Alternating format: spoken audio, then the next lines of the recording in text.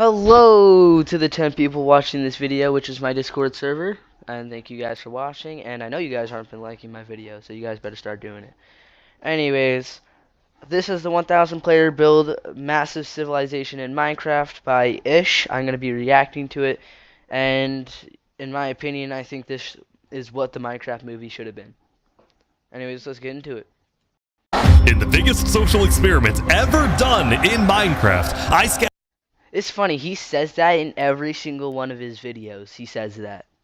Every single one. scattered 1,000 people across 4 massive islands to simulate a realistic civilization. The players were given no help or guidance, and just like in real life, if you die, you remain dead forever. No! Now, each player has the freedom to do whatever they want. Gather resources, join a society, become a dictator, or if it comes down to it, go to war. With so many people on each island, anything can happen. But I can promise you one thing. This event ended up having the most entertaining story arc I've ever seen. You do not want to miss this. So pick a nation to root for and enjoy the video. I present to you the 1,000 players. Now, before this gets any farther, I would like to hear who you guys think was going to win this. Like, before we go any farther, just put in the comments who you think is going to win it. I know who won it, and if people who watched this before are watching it, I'm telling you, man, this is a great storyline. Civilization Experiment.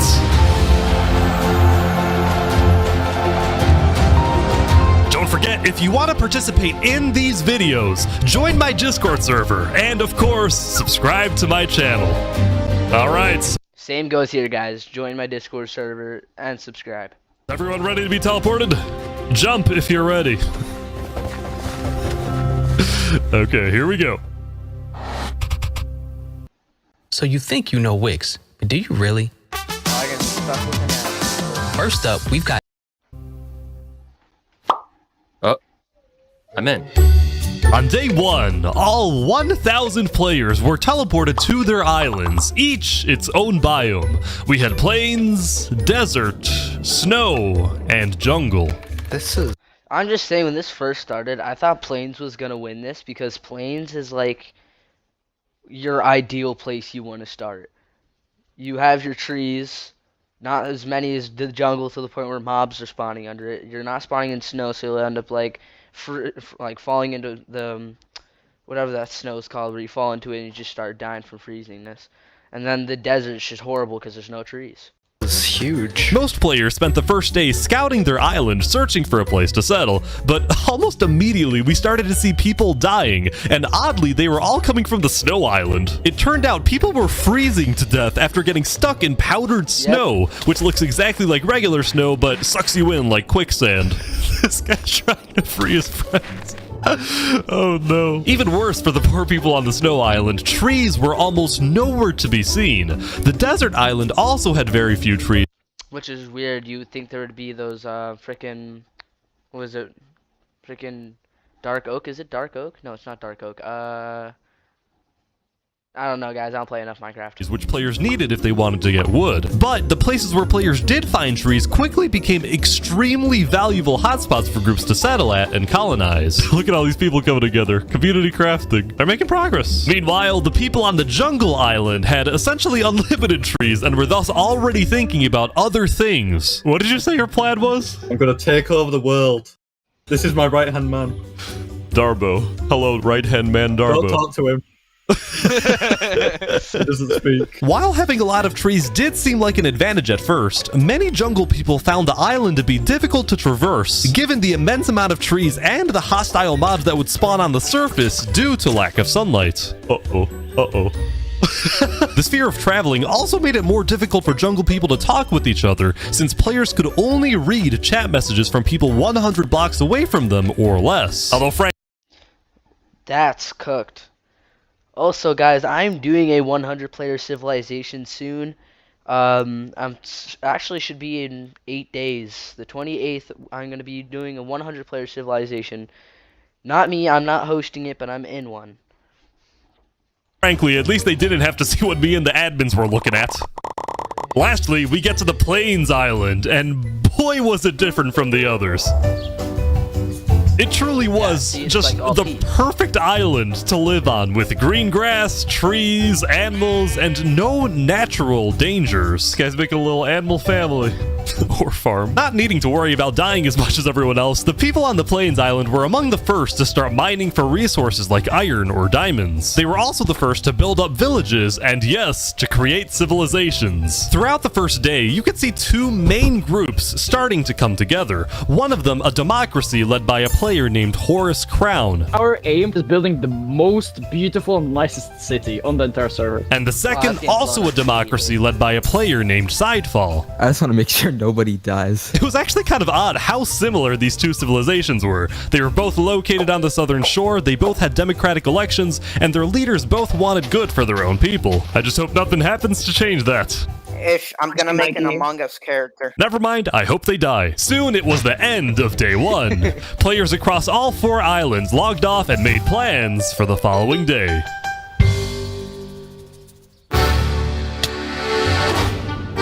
It was on day 2 when civilizations really began to thrive. In the southeast corner of the desert, what used to be an empty patch of grass was turning into the desert's largest nation. Hello, good sir. Yo, what's up, Ish? The Sultan is back. You might recognize the player Storming Hell from my first Civilization video where he led a nation called the Sultanate. Well, now, the Desert Dictator is back with the Sultanate 2.0, and this time with a population of over 100 people. I want to maintain order and peace in the desert. The rules, as established by the Sultan, included wear proper attire, do not eat pork, complete your mandatory work, and most importantly, acknowledge the Sultan as the supreme and divinely chosen leader. Moving on, since it was still hard to get food in a dry climate, the people of the Sultanate focused on developing different types of food production, like fishing in the surrounding ocean. On top of this, a player named Drip Chicken made a chicken market, although when I checked it out myself, it turned out to be a very different type of market. Welcome to Los Pollos Hermanos. Thank you. Would you like some Wait, isn't that from Breaking Bad? I could have. That's definitely from Breaking Bad. totally legal sugar? Anyway, we finally go back to the Snow Island. As I was flying around, I found what I can only describe as a British shrimp. Is the cold climate really the best place for a shrimp? I mean, depends. But look at my little friend over here, you know? Wait, who's your friend? Underneath? Yeah, he's fully here. He's literally... Oh, he's chilling. oh, he's up here now. No, my fish buddy. Please go back down. Despite the killer powdered snow and the occasional polar bear, the people on the Snow Island were actually doing pretty well building settlements together. Nobody was fighting because everyone had one common enemy, the harsh climate. That being said, it turned out that all of these snow settlements might be a bit more than just little communities. On day 2, rumor was getting out about a conspiracy that, despite them all being spread out across the entire island, a lot of these snow settlements were actually all being run by one single person whose goal was to unify the entire Snow Island under one mighty empire. This person's name was Alanulo, and he was running this entire empire recruitment operation from an underground bunker where he felt he was safe for the time being. I'm just gonna call him the P word. I can't say the P word. I mean, I've said it before, but I'm not gonna say it right now. I'm gonna call him a P word because why not just go up there and tell everybody, hey guys, I'm the supreme leader. Y'all gotta listen to me. It's pretty simple. Essentially what he would do was hold meetings with people who were already leaders of their own settlements and convince them to merge their civilizations with his empire so they would be stronger together. He would give these leaders orders to fulfill, and in exchange they would be guaranteed high-ranking positions in the empire. If this empire actually succeeds in uniting all 300 people on the Snow Island, it would easily become the most powerful nation in the world. In fact, it would be bigger than the Sultanate and the two Plains democracies combined. Will this ambitious plan actually succeed? Let's see what happens in the following days.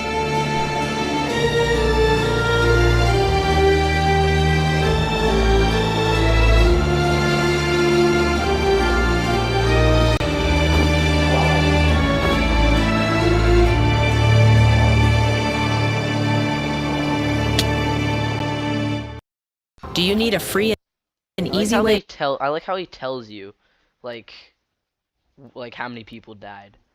Like, I think that's pretty cool. To capture your gameplay? Introducing Outplayed. Record anything on your... We've now covered the politics of every island except for the jungle, so what's going on here? Well, quite frankly, I had no freaking idea. It was chaos. There were about 30 different camps and tribes spread out across the entire island, and a lot of them were in constant fights with each other. Who are the... What is going on? There's a fight here. Here's a tribe that imprisoned one of their own members for being, quote, too rich. I say we tax him and then let him out of jail. Who else? Them boots, take your shoes. So overall, there was chaos. Nobody trusted... I want them boots. How are you gonna tax somebody for being too rich? You're gonna imprison your own person because he's just too rich? I mean, bro just grinded. He just started off and he wanted to grind. Y'all didn't do that. Can't tax him for that. One another, and to add to this, nobody wanted to travel too far into the jungle because they were scared of rogue tribes and especially hostile mobs. In fact, we actually had to remove creepers on day 3 because they were killing too many people. Whoever asked.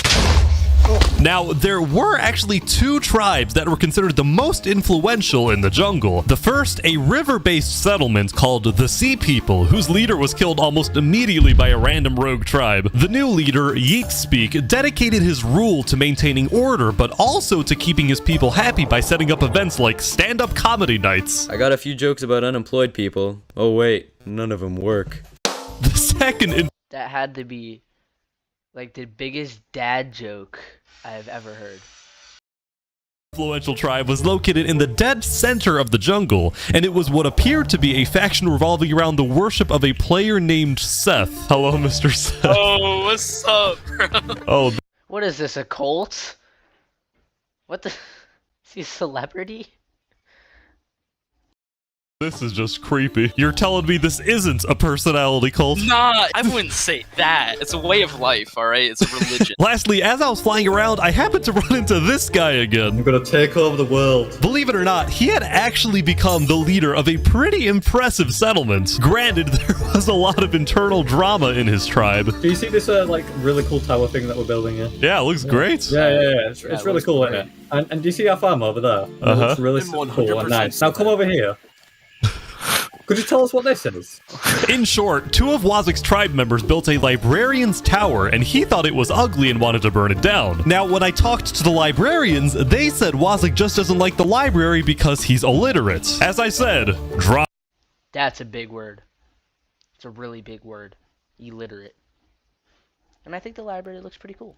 Now, the jungle wasn't the only place having problems. The Plains Island was seeing both a surge in development, this whole place is awesome, but also a rise in tension. The leader of one of the Plains democracies, Horus Crown, had found out that the other Plains nation, run by Sidefall, had reached out to the Snow Island looking for potential alliances. Horus Crown did not like that Sidefall was reaching out to other islands instead of reaching out to him, so he quickly... Wouldn't you rather be teamed with other islands? I mean, I would rather team with other islands. If I was teamed with the entire Snow Island, I would rather that than being teamed with some random small nation right next to me. I'd rather be teamed with the entire Snow Island. Quickly established his own alliance with 2 other Plains settlements, both located on the east side of the island, which would essentially cut off Sidefall's access to most of Plains if a war were to break out. We think Sidefall is definitely up to something, and we're planning to stop him. The people living on the Plains Island, who had otherwise taken their peaceful lives for granted, were getting very worried about a potential massive war that would devastate their homes. Here in KFC, we want family, not war. Meanwhile, on the desert island, KFC? Are we? Oh my god, are we dead ass? Oh my god. the Sultan Storming Hell was not happy when he discovered that a group of mountaineers had made their home on the mountains surrounding the Sultanate. So the 2 groups had a meeting to discuss this dispute over land. Why does the Sultanate have any more right to a plot of land? Simply, might makes right. We're stronger, so if it comes down to it, may the stronger group win. People in the desert were starting to get worried about Storming Hell's tyrannical nature, so some of them moved to a quickly growing democratic nation on the other side of the island. This was Theria, Alexandria, the name derived from the Greek word for freedom. I asked their elected president, Saps, about the Sultanate. Hopefully we can establish some peaceful relations for now. I mean, we're in the middle of a desert. Why fight, you know? Overall, each island had its own conflict between the desert's Sultan dominance, the plains' alliance disaster, the jungle's total chaos, and the Snow Empire's takeover. At least one of these conflicts was bound to erupt very soon. And that conflict was Plains. At the beginning of day 4, a propagandist told everyone that Sidefall was about to attack the Plains Island. Horus Crown called a code red and everyone on Plains was freaking out, including these guys at the center of the Plains Island who built a tavern on a lake. I spoke with the bartender. Welcome to the tavern. I hope you can enjoy a nice beer since it might be our last. So at this point, you're probably wondering, what was Sidefall actually doing? Well, it turns out Sidefall was just as confused as everyone else. No way, bro. He's confused as everybody else because of the fact that there was some random guy who's just going over yelling he's going to attack us. What's the reason for that? Why do that? This bro was bored. He just wanted war, bro. He just wanted war. That's all he wanted. Since he had no plans to attack anyone, the propagandist had lied. I have no clue what these guys are talking about. I don't want to attack anyone. I don't want a civil war. You were framed. I can't believe it. So now, both sides were gearing up for a war over nothing but a miscommunication. And all throughout, Sidefall was desperately trying to reach out to the other Plains leaders saying that he didn't want war. The other leaders doubted him, but they actually agreed to meet with him as long as they met on neutral ground. Whoever told you guys I want war is lying. Tell us the truth then. While they talked, Horus Crown secretly had undercover spies search Sidefall's entire village, but he wasn't aware Sidefall had someone else place a bunch of TNT under his village. But before things went too far... Folks, we have a peace deal. No, I wouldn't peace with him. If you would believe some random guy over the leader, let the TNT blow, bro. Send him to hell.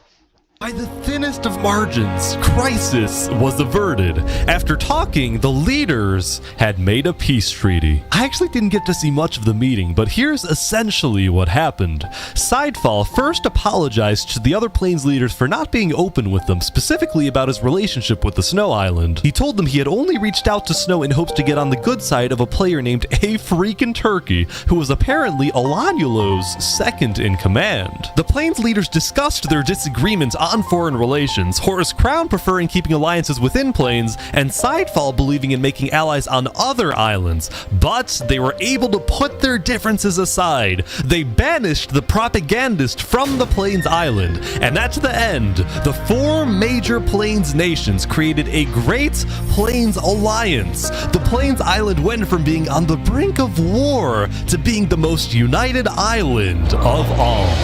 Drinks are on us!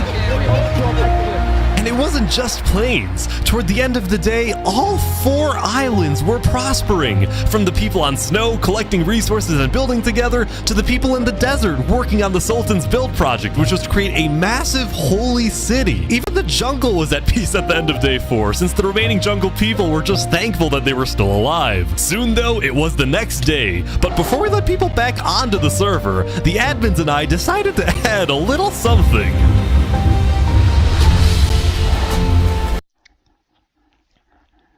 A huge island in the middle of all the islands.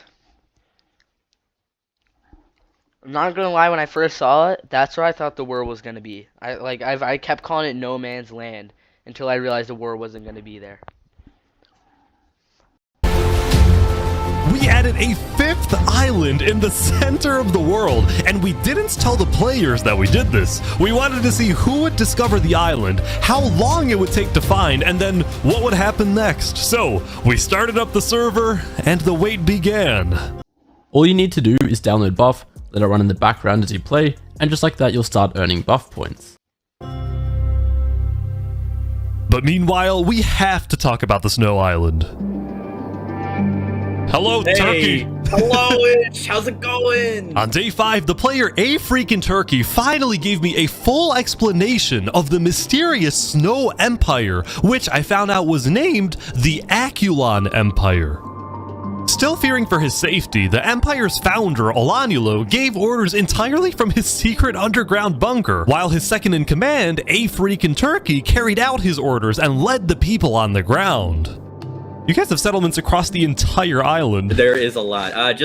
If I was A Freakin' Turkey, dude, I would go for leadership. Honestly, this bro is being a little P-word, sitting downstairs and not communicating with anybody and letting him do everything.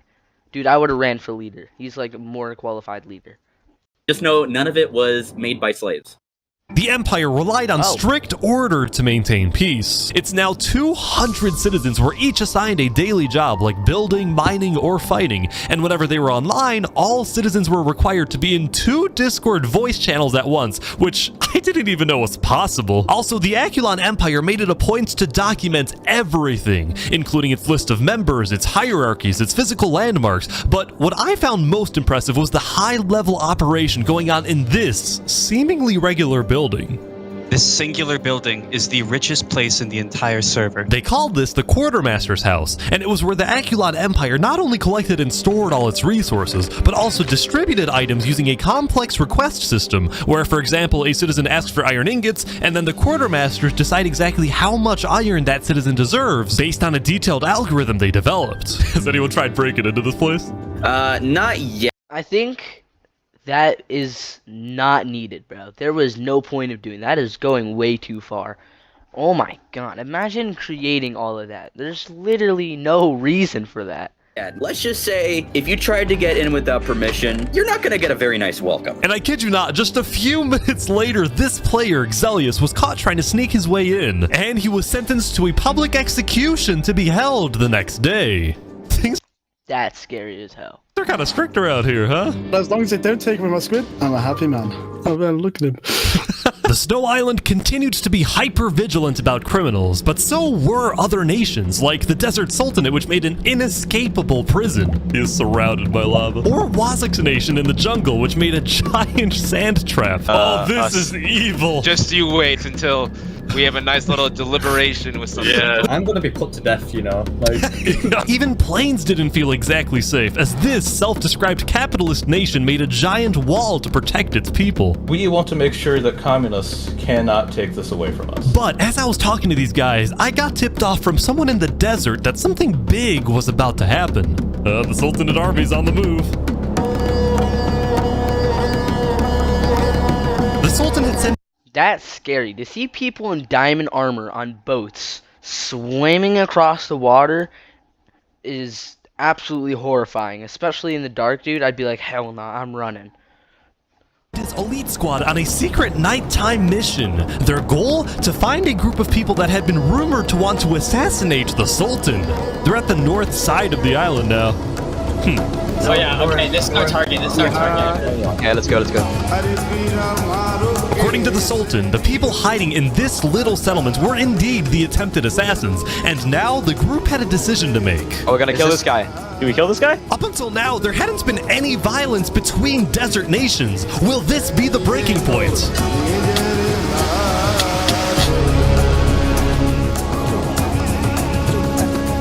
Compared to my videos, this video is so well edited. I don't even edit my videos, and this is just amazing. This is amazingly edited. We are showing the desert that if you make plans to kill me, justice will come for you. The Sultan's elite squad spent the rest of the night raiding the settlement, but during their chase of another suspected assassin, they ran, literally, into a major dilemma. We know he's running to Theria. The guy they were trying to kill was running toward the democratic nation of Theria to get asylum there. The Sultanate is really about to roll up on Theria. Holy. This could cause a major conflict. But the Sultanate's army didn't care. They barged into Theria and searched every single house to find this one person, who ultimately ended up getting away. Meanwhile, the people of Theria were freaked out by the raid, but when they looked to their leader Saps for guidance, he was... I would be freaked out too. I'm sorry if I saw a bunch of people rolling in and I'm just casually chilling, bro. I'm mining or something like that, and I just see a bunch of guys in diamond armor rolling up, bro. I'm thinking we're about to get raided. That is what's going on in my mind. Nowhere to be seen. He had fled. Eventually, the Sultanate's army left, but Theria was not going to forget this.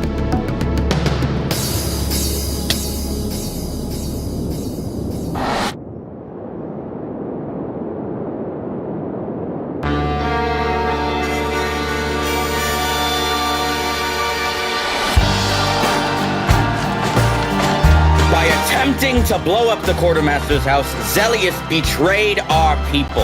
And for this, he must die. Glory to Aculon.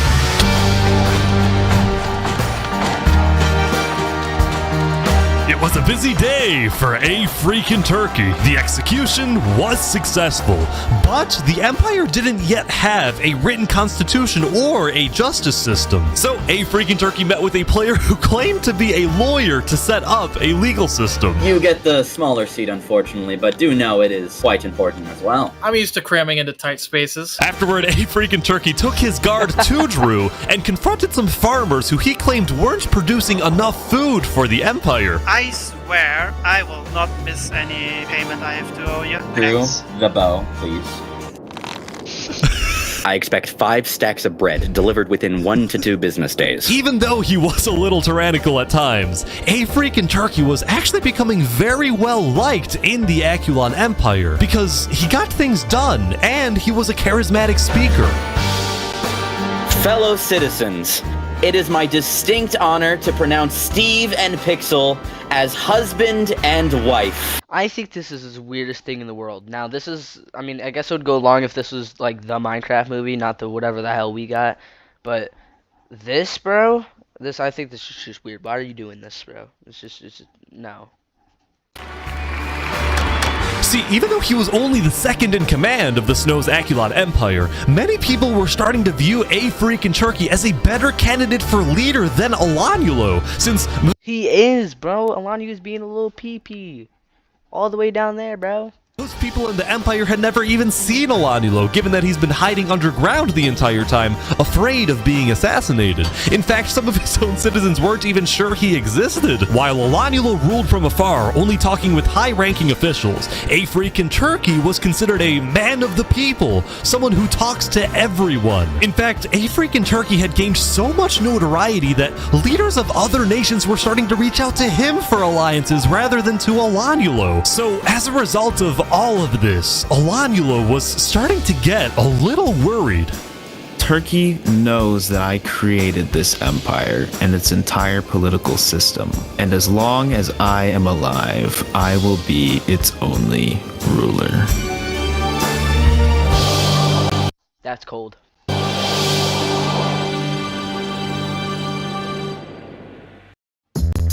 Are you a Roblox fanatic? Yes, I am. Microsoft Rewards has a brand new way for you to... That's very funny. our monkey religion, we hold fast to it. Here on the Jungle Island, things haven't slowed down one bit. Amidst the chaos, this small group had made a monkey religion, and their goal... Are we being so serious? Monkey religion? Was to build the biggest tree in the entire world. The monkey never stops. While everyone else is fighting and killing each other, we are peacefully building. By now, every tribe in the jungle seemed to have its own goal. These guys, building a tree. This group, called the Blue Cross, provided... Is there really a point to building a tree unless you're, like, living inside the tree? I think that... I don't even know, bro. Food and shelter to refugees. Meanwhile, Wazak's goal, which was still to take over the world, was seemingly driving him mad, especially after the librarians built a second tower. You did this out of spite, didn't you? Yeah. Well, no. Well, yeah. Overall, it seemed like... Oh, nah. I'm rolling up with the whole army, bro. I'm taking them out. Then I'm breaking their builds. There was a lot on Wazak's mind, as if he was planning something. Something big. Meanwhile, Seth and the Sea People were still the two biggest tribes in the jungle, and both pursued very innovative political strategies. For example, Seth got married, but only so he could parade around the jungle and demand wedding gifts from everyone. Okay, now that's smart. He's not doing it to be weird. He's just doing it so he can get gifts. And you know what? It freaking worked! The Sea People, on the other hand, had taken on a massive goal, which was to finally end the chaos in the jungle, and they did this by sending out stealth groups and hunting down thieves, murderers, and anyone who they claimed did wrong. However, some of the supposed wrongdoers they killed were actually allies of Seth. In response, Seth demanded that the Sea People stop their initiative immediately, but the Sea People planned to continue. All of a sudden, the jungle island was on the verge of a massive war, as if there wasn't enough chaos already. You guys know what else is massive. I don't have to say it.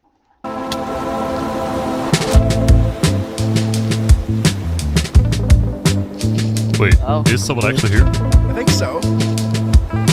Whoa, this is crazy. This is awesome, man.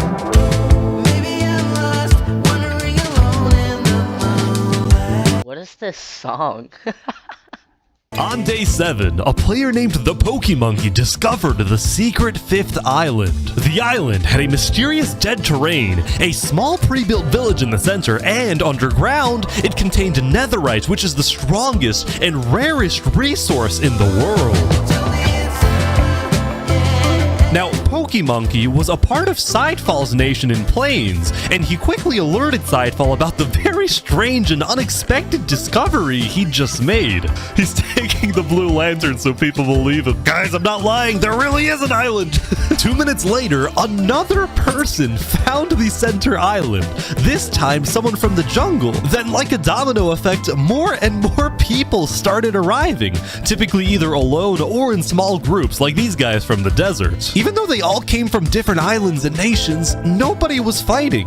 In fact, they seemed to be forming friendships and simply admiring this new mysterious place. He's saying this is amazing. Quickly, word began spreading across the world that there was a 5th island, and about 30 minutes into day 7, basically everyone knew. It was crazy how fast everyone found out. Now, some nations were hesitant about visiting, believing that the island was some sort of trap, while other nations like the Aculon Empire sent out large exploratory groups to investigate the island. So Aculon is here, but instead of mining for netherite, they're taking the wool from the tents.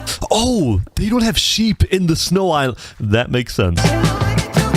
Something I found interesting was that no nation, not even the Snow Empire, had the courage to publicly claim the center island as part of their nation, as their territory, probably because it would result in conflict with other nations, which was my secret intention when adding the island, that it would cause some type of war. But it didn't cause a war, or maybe just... Pro one's violence. Not yet. Meanwhile, I present to you the story of Los Pollos Hermanos. Yep. It's from Breaking Bad. Knew it. Wow, you've really expanded your business. Yeah, we're doing quite well. Because starvation was such a big problem in the desert, Drip Chicken had made it his life's mission to feed the people of the desert. And ever since I spoke with him on day 2 next to his little food stand, Los Pollos Hermanos had become a staple of the Sultanate. But this business would soon run into some problems.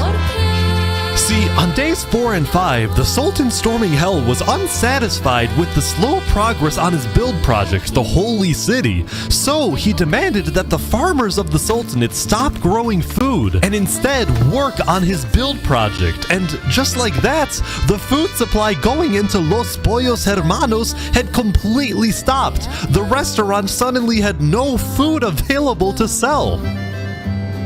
Having no food, Drip Chicken was instead forced to sell some questionable products, and if he was caught selling these products by either the Sultan or the Sultan's twin guards, he would probably receive a life sentence in the Sultanate prison. Meanwhile, the farmers of the Sultanate were unhappy since they wanted to farm, not be forced to build. So in a rebellious move on day 5, Drip Chicken and the farmers secretly set up a meeting with Saps, the leader of Theria. I know you want to move to Theria, but if you do, the Sultan will send his elite squad to hunt you down. So, what do we do? Go to Plains or something. There's about to be chaos in the desert. And Zaps was correct. There was about to be chaos in the desert, for reasons he couldn't tell the farmers just yet. Was that an Among Us character? Bro really stuck to his word and built it. But he did tell me. You know who Davert is? Yeah, I think so. He's one of the twin guards, right? He's about to leave the Sultanate.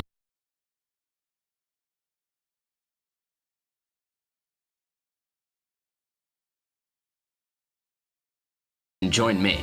Really? The two people the Sultan trusts the most are his two... Oh, sorry guys, I was muted. I said I almost exited out of the video. Twin guards, the brothers Davrit and Zamta, but one of them had grown tired of the authoritarian and warmongering ways of the Sultan. So Davrit had reached out to the leader of Theria, and together they created the single craziest plan I have ever heard, and this was it. First, Davrit leaves the Sultanate to join Theria. Next, the Sultan finds out about the betrayal and sends his elite squad to kill Davrit. Then, when the elite squad is away hunting for Davrit, and the Sultan is therefore alone, Davrit will sneak back into the Sultanate and kill the Sultan. Davrit will then claim leadership over the Sultanate, and as the new leader, he will finally bring peace to the desert. Davrit, there is no... That's the craziest plan I've ever heard. No way this works. Brother, grow some chest hair. Trust me, it'll work, alright? So, at grow some chest hair. the end of day 7, Davrit snuck out of the Sultanate and headed to Theria to begin the operation, while Drip Chicken and the farmers fled to the Plains Island. On their way out, some of them took one final look back at their home, at their restaurant, knowing that they would probably never see it again, knowing that the story of Los Pollos Hermanos had come to an end.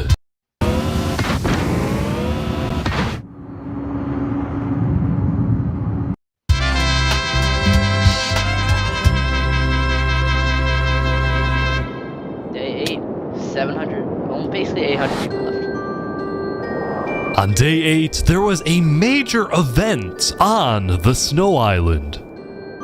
For the first time ever, Emperor Olanulo had come out from his underground bunker. He had summoned the entire Snow Island to the Aculon Castle so he could publicly be crowned as the leader.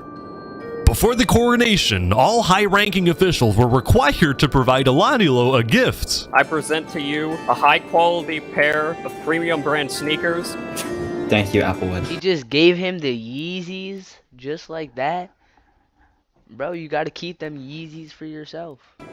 I, Baron Saul Goodman, give you this present, Lord Olanulo. My presence is your present. After the gifts, Olanulo asked his second-in-command, A Freakin' Turkey, to make a speech affirming Olanulo's undisputed leadership. My friends, the Aculon Empire is the strongest nation in the world. Not because of one leader, but because of all of us. Thank you, Turkey. At the end of the ceremony, Olanulo asked all of his citizens to follow him out of the castle, down the main path of the Empire, in a symbolic move meant to showcase the unity of the Snow Island. Looks hella unified.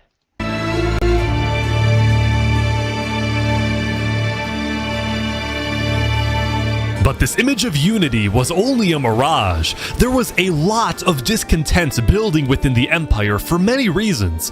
People didn't like that Olanulo's knights were constantly bossing them around, nor did the Aculon builders like it when Olanulo forced them to work on the Aculon Castle instead of letting them finish their own projects. There was this general sense that Olanulo might be overreaching with his power, especially when he started spying on his own citizens to see who was criticizing supporting his leadership. See, Olanulo believed that in order for his citizens to have a good life, they have to live in a strong nation, and the only way to maintain a strong nation was through complete unity under a powerful and unchallenged leader. This is why Olanulo was fearful about the discontent within his nation, as well as the rising popularity of his second-in-command, A-Freakin' Knowing that they were being spied on, many of A-Freakin' supporters were becoming scared living on the Snow Island, afraid that they would be executed for not supporting Olanulo's leadership. So, with the help of A-Freakin' plus another high-ranking official, its Ender, some Akulon citizens organized secret evacuations out of the Snow Island through underground tunnels, some of which led to Seth's nation in the jungle, others going to Sidefall's nation in plains. Both Seth and Sidefall were very open to accepting refugees, especially those who opposed Olanulo, someone who they believed to be a dangerous tyrant. Also, they had just found out that Olanulo had actually sent spies all across the world, including into their own nations, so they didn't like him very much. We're not going back until there's some form of democracy in Snow. I don't think that's going to happen anytime soon. Meanwhile in Plains, Mr. Turkey, are you starting a revolution? No, I do not want a revolution. I just want to make sure Olanulo doesn't kill these people. When are you going back to the Snow Island? Probably tomorrow, because I'm going to try and host a meeting with Olanulo. I just think he's gone too far. So while A-Freakin' stayed on the Plains Island for the rest of the day, Seth and Sidefall created the first ever multi-island treaty. This treaty not only established Seth and Sidefall as allies, but it also declared their nations refugee states, ones that are willing to accept all people fleeing from dictatorial regimes like the Sultanate or the Akulon Empire. As for A-Freakin' position in the Akulon Empire, he was still technically the second-in-command, but it was only a matter of time before Olanulo finds out about the missing citizens, and then it's very likely that Turkey will be stripped of his position, or be kicked out of the Snow Island entirely and become a refugee himself.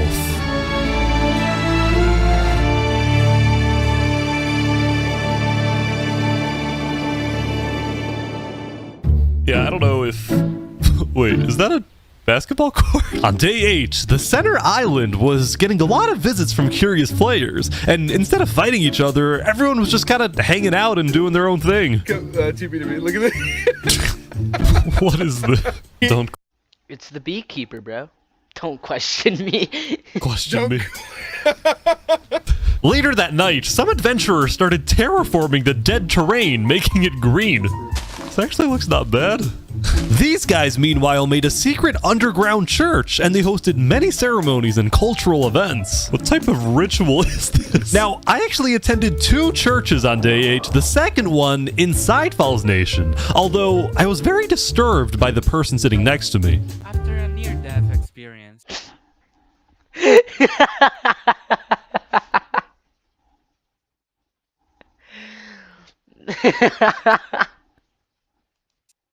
Life began to feel more sacred, only due in part to the wonders they hold.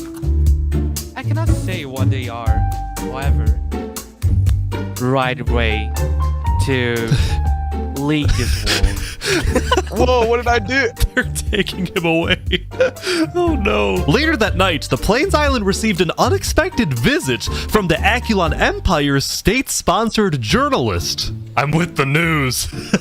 Down with the news. Go away, tabloids. Go away. No false news today. They're kicking out the journalists. Oh my god. Meanwhile, I ran into these Plains farmers who literally did nothing but plant wheat everywhere. Oh my god. Dude, that had to take, like... What's the reason for that? There's no need for that. Oh my god. There's just so much. Oh my god. Look at all this freaking wheat. Now, right next to the wheat field was a cookie factory in Horus Crown's nation, which took the wheat and made a variety of baked goods. See, ever since the Great Plains Alliance was signed on day 4, the people of Plains believed their island to be, for the most part, a very safe place to live, and as a result, many players felt secure enough to run their own businesses. There was the bakery, an Outback Steakhouse, boating and kayaking, 2 KFCs, and there was the most recent addition, Los Pollos Hermanos. You made one in the Plains biome? Yes. Expansion. Claiming refugee status, Drip Chicken and the Sultanate farmers received citizenship in Sidefall's nation, where they were able to rebuild their famous restaurant, and the people of Plains welcomed the refugees with open arms. The only person who wasn't happy was the owner of KFC, who now had competition. Anyway, when word got out in the desert that Drip Chicken and the farmers had fled the Sultanate, as did Davrit, many loyalists in the Sultanate were furious with these betrayals. While the Sultanate was still the second most powerful nation in the world, the first being Akulon, these betrayals of the Sultanate hurt the Sultan's public image, and he feared being seen as weak by the world and by his own people. So weak. You generally got everybody scared. You can't be seen as weak. Also, I just realized this video has 33 million views and only 1 million likes. This video needs more likes. Anybody watching needs to watch this video and give it a like, bro. There's no way 33 million views and only 1 million likes. It deserves like all 33 million likes. So predictably, the Sultan sent his elite squad out into the desert to try to find and kill both Davrit and Drip Chicken. But instead of staying home in the Sultanate, this time the Sultan traveled with his elite squad. This threw a wrench into Davrit's assassination plan, and Davrit had no choice but to keep hiding underground until he saw an opportunity to strike. Meanwhile, the leader of Theria, Saps, was extremely worried because he knew that the fate of his nation and his people rested on this assassination attempt. If it succeeds and the Sultan is killed, well, then all is well. But if it fails, it will only be a matter of time before the Sultan finds out that Saps was... Well, maybe don't make such an outrageous plan. Like, you should have made something that made more sense. This plan is outrageous, dude. Holy crap. Behind the plan, and then there is no doubt that the Sultan will seek revenge and absolutely obliterate Theria, killing not just Saps, but all his people who, by the way, were entirely innocent. Saps purposefully didn't tell any of his citizens that he was involved in an assassination plot because they definitely wouldn't approve of something that puts them in such danger. All of this tension in the desert was really starting to get to some people, like this group, which made a giant lava wall around their civilization. They wanted nothing to do with the politics of the desert, and they were rather paranoid about everything. The walls keep us safe. We can't leave the walls for long, because then we're not safe. Everyone inside the walls is safe, everyone outside is not safe. They're strangers, we shouldn't trust them. Oh, by the way, also don't push any buttons you find in here. Okay. Oh. That's dark. We're not safe. Don't leave the walls, or we're not safe. I actually think this group was more of a cult than a civilization, but still, I think they had the right idea. The right idea. Trust me, I've got the right idea. And now we go back to the Jungle War. I say war because both major nations had already basically decided that they cannot coexist in the jungle. Seth was mad at the Sea People for killing many of his allies, while the Sea People were mad because Seth wouldn't let them kill those who they believed to be criminals. Neither nation was willing to...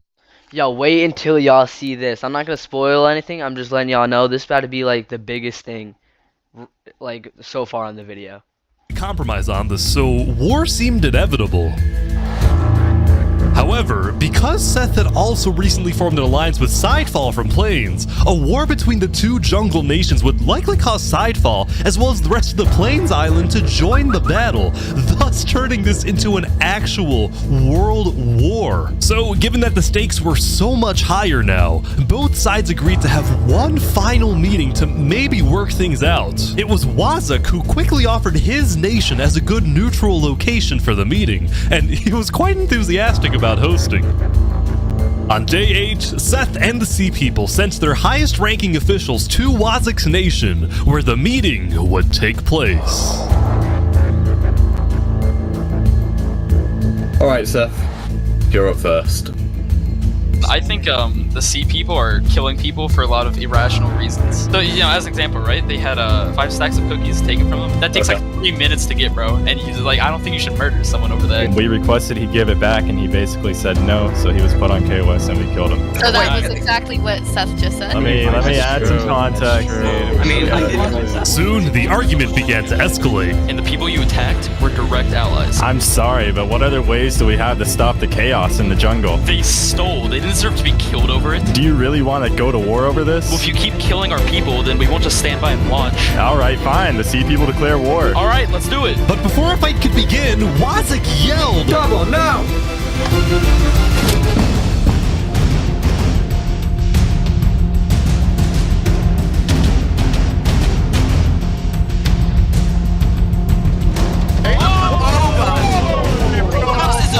Oh my god. Go! Wazik had just killed 7 people using his sand trap before getting away. Seth and the Sea People decided to put their war on hold and declared a unified worldwide manhunt for Wazik. Everyone. Alright, so anybody who doesn't know why he did this, I'll give you a quick breakdown. He did this to make sure that the jungle does not go into war, because he doesn't need a lot of people to die. So he did this so they would not go to war and peace stays. And they're all only focused on killing him. So if a big war does happen, the jungle doesn't get wiped out immediately because they don't have any people left.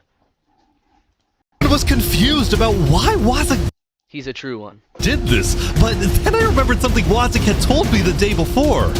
Listen, if the war breaks out, I have a plan to stop him. Really? How? Oh, you'll see, my friend. When Seth and the Sea People declared war on each other, Wazik decided to use his sand trap and make himself the villain, so that the entire jungle would make peace to unite against him, therefore actually preventing a world war.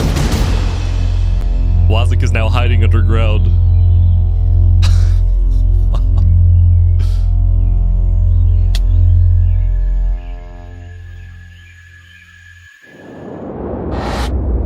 After spending most of the previous day trying to hunt down his enemies, the Sultan storming Hell decided to take a break from the hunt and attend a wedding hosted by a small neighboring desert nation.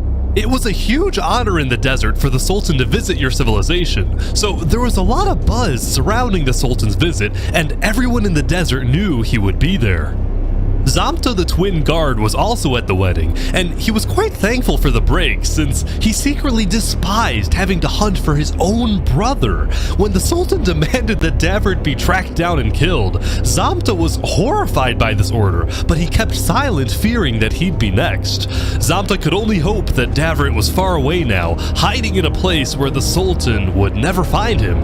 But it turned out Davert was not far away at all, because he was on a mission. He's actually here.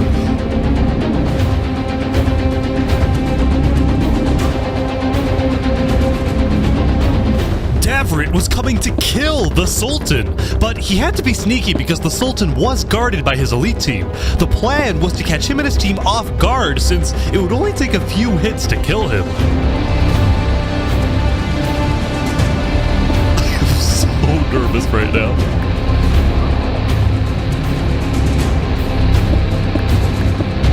Did the wedding end? The wedding's over. He's leaving. Oh, he's leaving.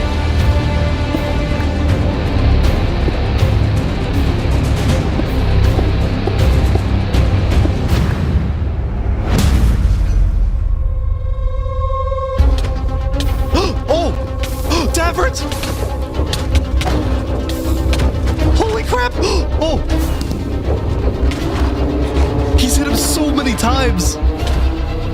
Wait, Storming's getting away? The elite team is on Davert big time. Oh.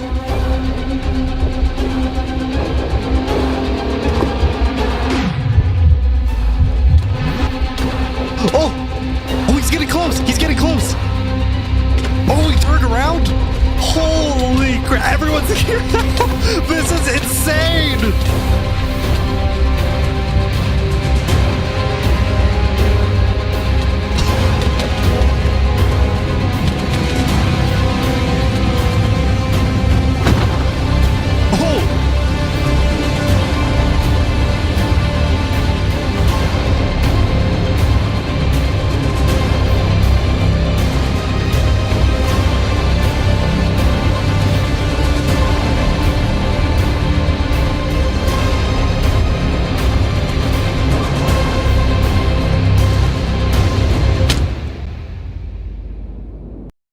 Pizza Hut is about to hook you up with more of what you love.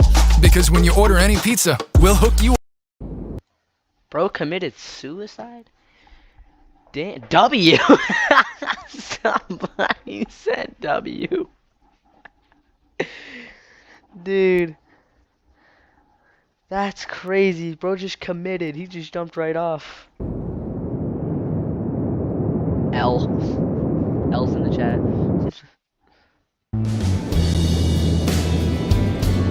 Sultan's on his way back home, I think.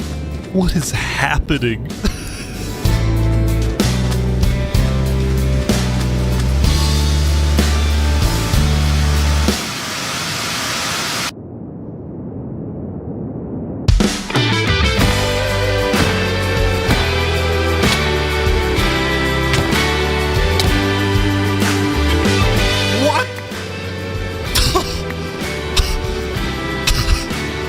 Oh boy.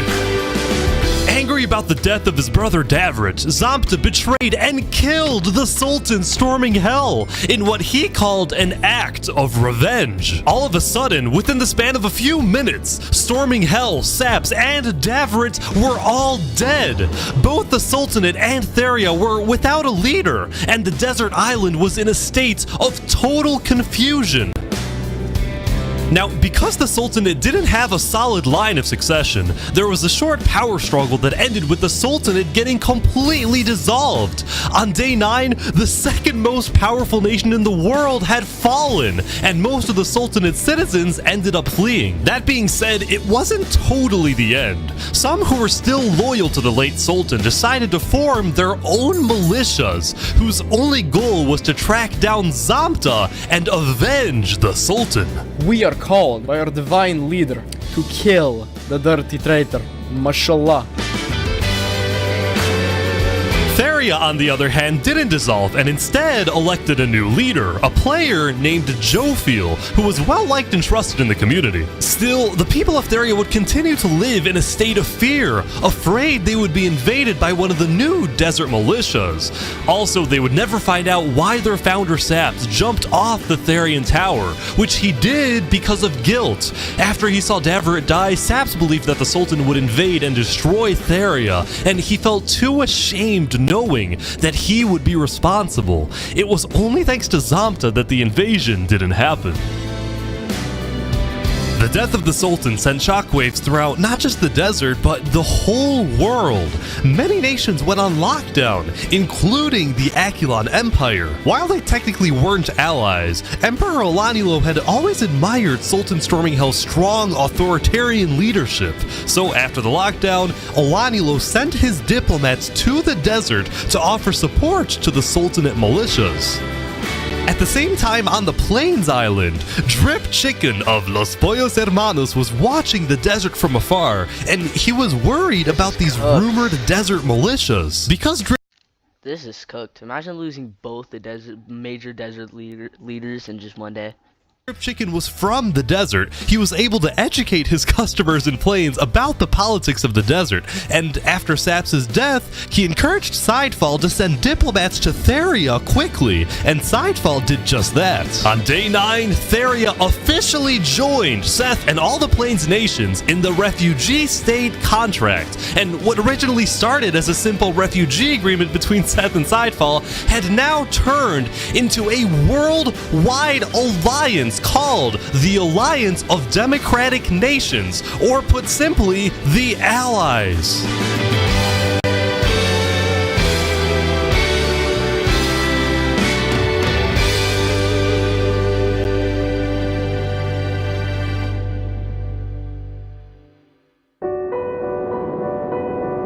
As the people of the Aculon Empire continued their daily routines, the highest-ranking officials of the Empire gathered to discuss the new existential dilemma they were now facing. The Aculon Empire had always been the most powerful nation in the world, and it still technically is, but when adding together the populations of all the states in the Democratic Nations Alliance, it is the allies that have more people overall. This made Aculon officials extremely worried. They saw this as the first legitimate threat to the regime. Olanulo agreed with this view, but at the moment, his attention was on another problem entirely, the problem known as A Freakin' Turkey. A Freakin' Turkey's rise to popularity had always bothered Olanulo, but now this conflict was at an absolute breaking point because yesterday, one of Olanulo's spies caught A Freakin' Turkey helping Snow citizens flee the Empire. Fleeing or defecting was strictly against Aculon law. Olanulo's spy also saw A Freakin' Turkey hanging out with not just Sidefall, but nearly all the major Plains leaders, which made Olanulo think, is A Freakin' Turkey planning something? Is he secretly working with the allies? Is he about to orchestrate a full-scale revolution or an invasion of the Aculon Empire? These were all questions that Olanulo was wrestling with, and the more he thought about it, the more he convinced himself that A Freakin' Turkey was probably committing some sort of treason and needed to be stopped. Yesterday, A Freakin' Turkey had reached out to Olanulo for a meeting, and today, Olanulo accepted this request, but with a few conditions. 1, this meeting takes place at the Aculon Castle. 2, Turkey comes alone. And 3, the meeting takes place not today, but tomorrow, because Olanulo needed some extra time for his builders to finish a certain project located on the top of the Aculon Castle. Nobody knew why or what the strange-looking tower was, but Olanulo insisted it be completed by the time Turkey shows up. Tomorrow is certainly going to be interesting, so make sure everyone's ready. Lastly, later in the day, Olanulo sent diplomats to establish alliances with both the desert militias and with the sea people in the jungle. Olanulo appreciated the sea people's value of order, and he promised that he will help them stop the chaos in the jungle and help them catch their #1 most wanted criminal, Wazuk. The sea people accepted this alliance, but they ended up not needing Aculon's help because late into day 9, Wazuk decided to turn himself in. He's about to be executed. A guilty conscience, perhaps.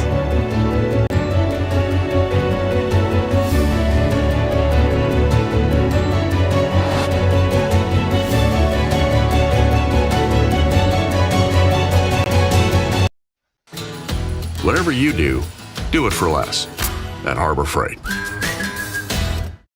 Do you need a free, easy way to capture your gameplay? Introducing Outplayed. Record anything on your All right, Wazuk, I understand you have a prepared statement. You may now read your final words. Yes, thank you. Hello everyone, it's your old friend Wazuk. In the beginning, I wanted to rule the world. But I've made some bad decisions. And now, it's my time to go. You killed innocents. Stop making speak. If there's one thing I've learned, is that time can never be your trusted friend. Yeah. Oh my god, he's dead. Long live the jungle.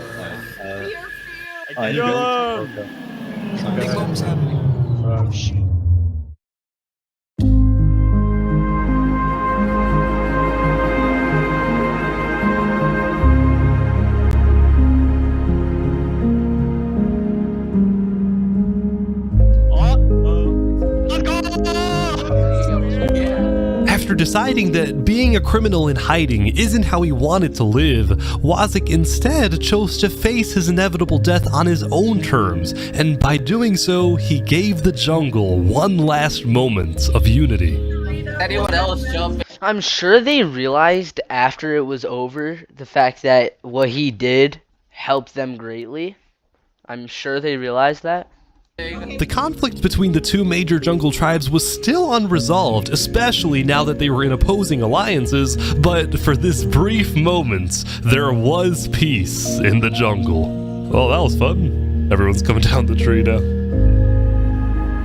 Most nations around the world took the end of day 9 to rest and reflect on how far they've come. For example, the jungle's Blue Cross tribe celebrated becoming international, with at least one charity location on each island. Meanwhile, in the desert, the two Sultanate militias held a funeral for the late Sultan, where they vowed to get revenge and chanted death to Theria, after which they proceeded to finish building the Sultan's holy city in his honor. Theria, on the other hand, expanded its reach into the arts and became the first civilization to develop music. Oh. Lastly, on the Plains Island, businesses were booming and civilizations were thriving. On day 9, the Plains Island had finished the construction of the ISH, the International State Highway, which made trade and transportation between the major Plains nations much faster. Overall, the building and architecture and player creativity in Plains was simply amazing, and it was all made possible by the political stability of the Plains Island. Many in the desert and jungle and snow looked at Plains as the shining beacon that they can aspire to be like one day.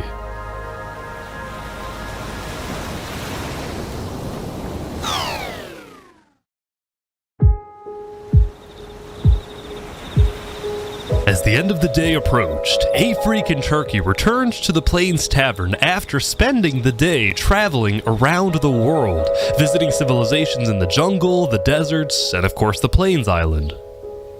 During many of his visits, he was very surprised when he found out that most people from these foreign nations not only knew about him, but admired him. This was because rumor had spread about his disobedience to Alanyulo, and as a result, he had earned a worldwide reputation as the savior of refugees, the honorable rebel, the man who stood up to the emperor, and everywhere A Freak in Turkey went, he was welcomed with open arms. By the way, I think he would have been perfect for that. Yeah, I heard there was a comedy show here. You should have called me over. When it came to the Akulon Empire, the truth was, A Freak in Turkey had no intention of causing any type of uprising or revolution. In fact, he was strictly against the idea, knowing just how devastating a major war would be. But he did want change in the empire. During his prolonged stay in Plains, he had seen what freedom and democracy look like. He had come to regret his more tyrannical actions in the early days, and he now envisioned a reformed Akulon Empire. His new dream was to bring democracy to Snow, bring freedom to the people of the Akulon Empire, and make the Snow refugees feel safe to come back home. I might just be overly optimistic, but I think we can achieve world peace. Okay. If A Freak in Turkey is able to convince Alanyulo to convert the empire from a tyrannical dictatorship into a free democracy, and then the Akulon Empire ends up joining the Allies, then world peace wouldn't just be a far-fetched idea for wishful thinkers. It would actually happen. With this massive goal in mind, A Freak in Turkey prepared for tomorrow for his big meeting with Alanyulo.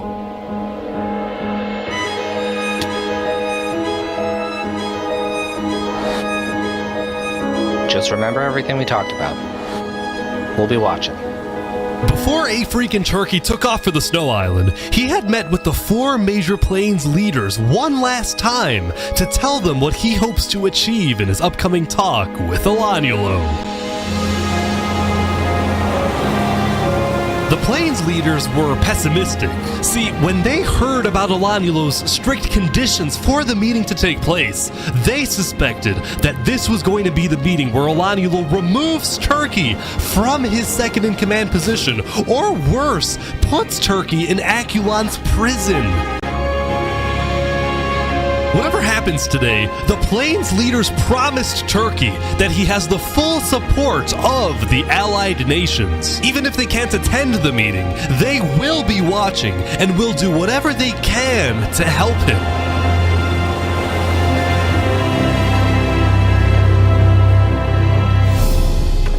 There we go. Turkey is now back on the snow island. I think he's going to the meeting right away.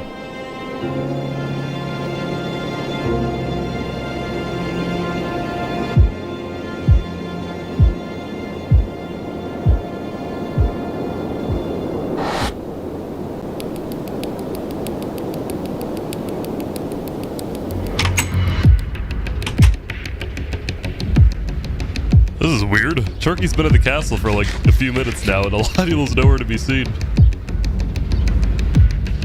Oh, he's right here. He's on his way.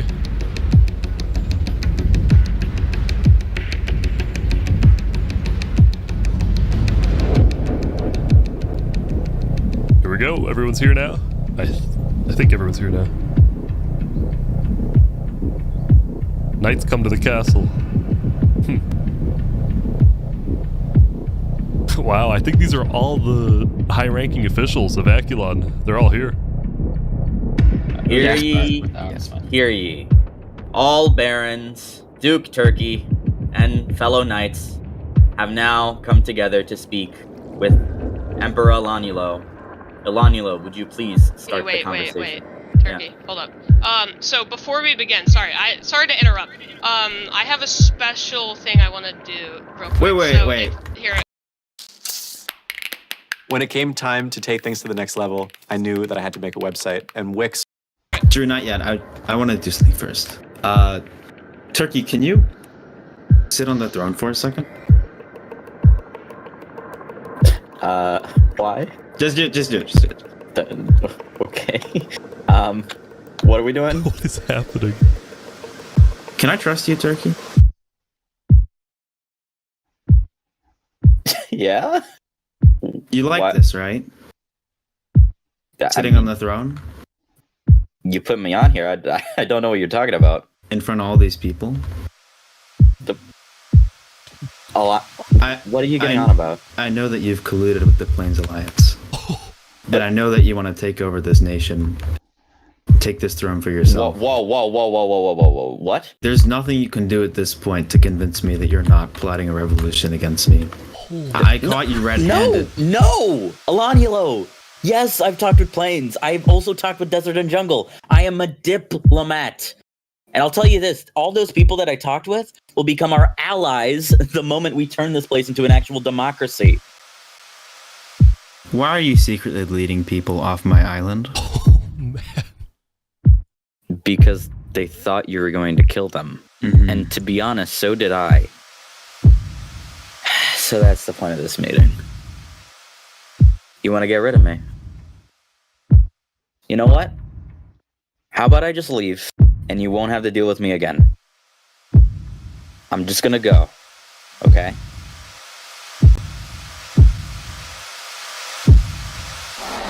Yeah, and then you'll come back with an army. I'm sorry, Turkey.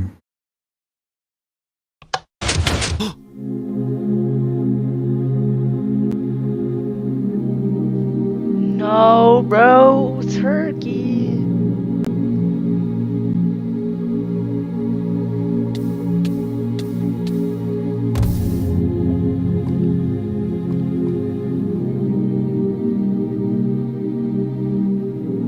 Wow.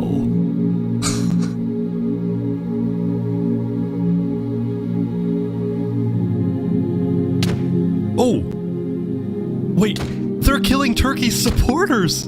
They're hunting down his supporters as well! This is crazy. Like that, there was a purge on the Snow Island, and many of Turkey's supporters were killed. The few who were able to escape immediately swam to the other islands to tell everyone exactly what happened. And all of the knights started executing Bernie, Ender, Turkey, they assassinated some of the most loved members of Akalon. When A Freakin' Turkey's death message appeared in chats, people around the world were outraged, and shortly after, the leaders of the allied nations started activating their militaries, putting them on standby. Turkey once visited Los Pollos Hermanos. I'm giving the army chicken for 50% off to make sure they're ready for battle. Meanwhile, Elanulo got word that the allies were preparing their armies, so he declared a full lockdown, reached out to his own allies, and called them to the Akulon castle to be ready in case the allies declare war. And sure enough, when the Plains leaders talked with Theria and Seth, the vote was unanimous. On day 10, the Alliance of Democratic Nations officially declared war on the Akulon Empire.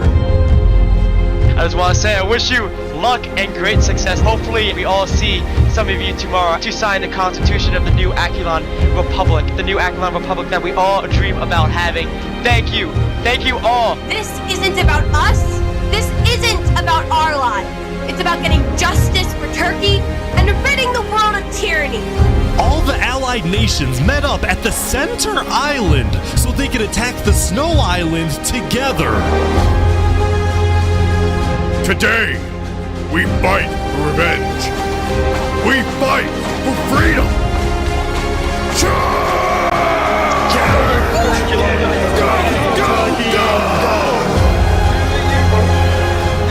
This is so clean. I'm sorry, but I keep saying it. I wish this was the Minecraft movie. I think this is too good.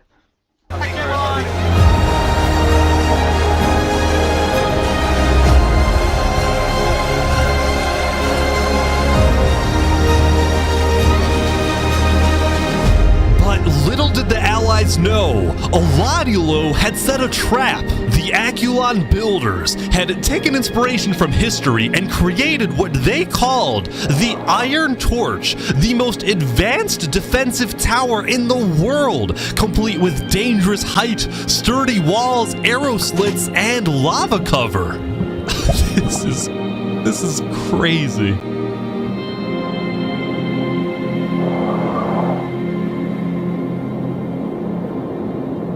They're here.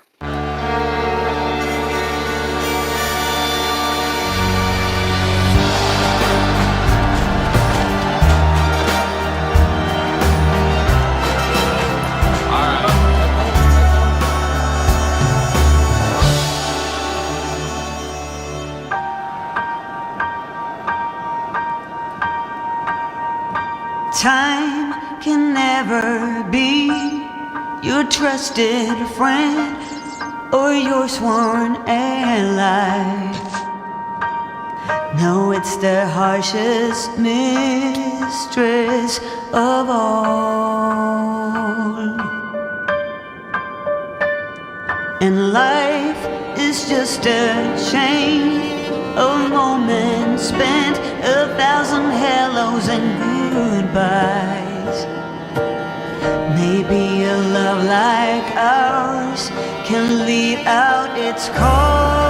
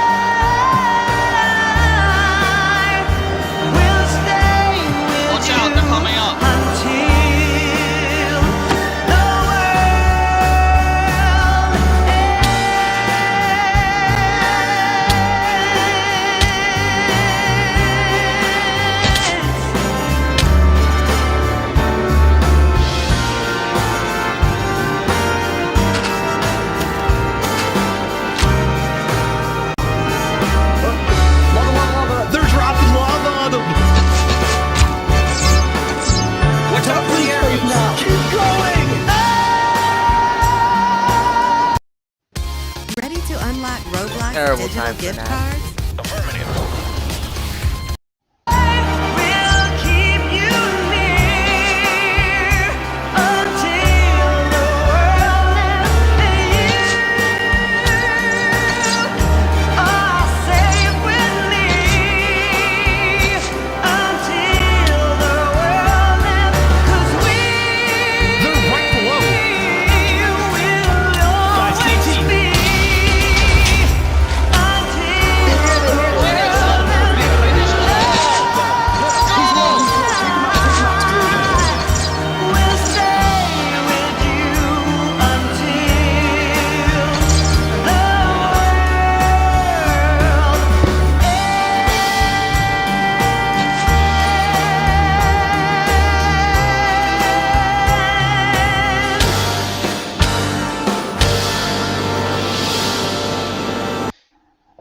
that right there is so funny and ironic because he fell from a high place. He was like this huge leader of the Snow Plains. He was just that one big leader of the entire island, and then falling down after this war. He fell from a high place. It's just, I think that's funny. Wait, Elanulo died? What? Elanulo died! Yes!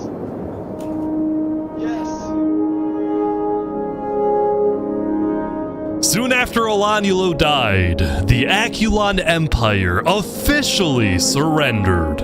Wait, Aculon's officials say they surrendered? Still kill them. But even though Aculon surrendered, the allies didn't stop fighting. No mercy, no mercy. They're all saying no mercy. We keep going. Like that, there was a purge on the Snow Island. But this time, it was the supporters of Turkey doing the killing. This is just an absolute slaughter fest.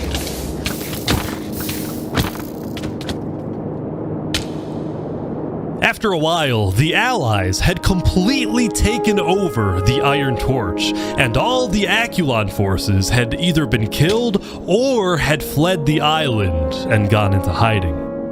And with that, the Alliance of Democratic Nations had defeated the Aculon Empire.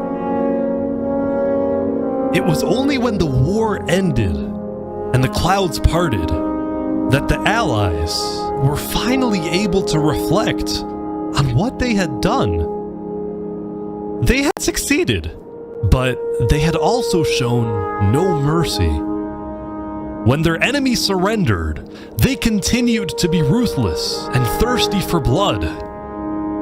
It was as if they had become their enemy. As the Allies each safely returned to their homes, now with a clear mind, many of them felt regret. Neither side was completely innocent, and the war was complicated. But at least it was over, and the Allies had won.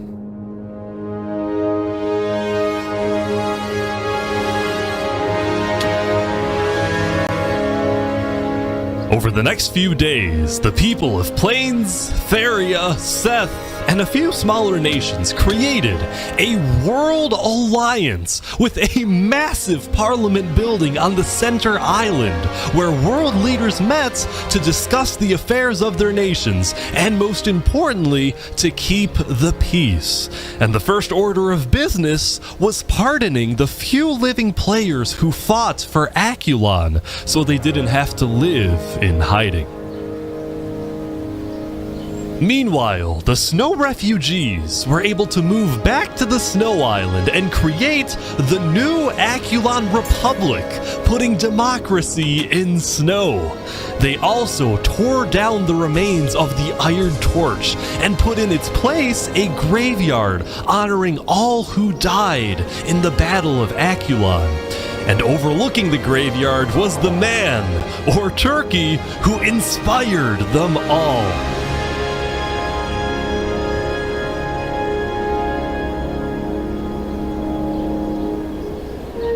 And so, the jungle went back to hosting comedy shows, the desert went back to pursuing the arts, and Drift Chicken went back to running Los Pollos Hermanos.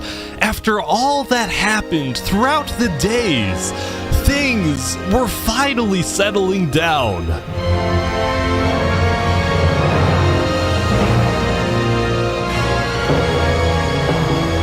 For many players, the newfound peace allowed for new stories to begin. But for us, it's a good place to end.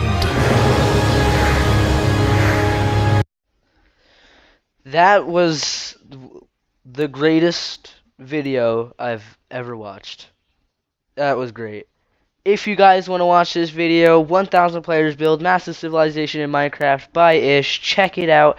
I think this video was great and should have been the true Minecraft movie. I loved it. Hopefully my Discord members who are watching this will love it. And like, subscribe, and stay obsessed. Thank you for watching, ladies and gentlemen.